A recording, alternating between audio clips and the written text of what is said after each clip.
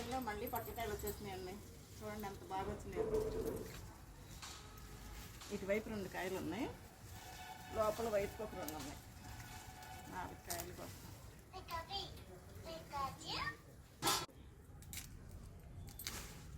అసలు యాపిల్ పేరు చూడండి, పోతే పిందెలు కూడా వచ్చేసినాయి. చెట్టు నిండా ఇట్లానే వచ్చేసిందండి, మొత్తం పోతొస్తుంది. మంచి వాసన, తేనెటీగలు బాగా వస్తున్నాయి. పొట్లకాయ ఈరోజు అయితే హార్వెస్ట్ 4 పొట్లకాయలండి. ఈ పొట్లకాయ కూడా పండే వరకు ఉంచుతాను ఉంది. కొన్ని అయితే ఇదిగో పండిపోయినాయండి.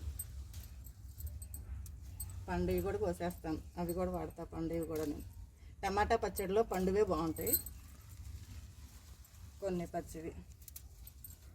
ఒక్క మిర్చి మొక్క చూడండి మనకి ఇన్ని కాయలు వస్తున్నాయి. ఎక్కువ కాకపోయినా 2 మొక్కలు పెట్టుకున్న కుండీలో బోల్డ్ పచ్చిమిరపకాయలు వస్తాయండి.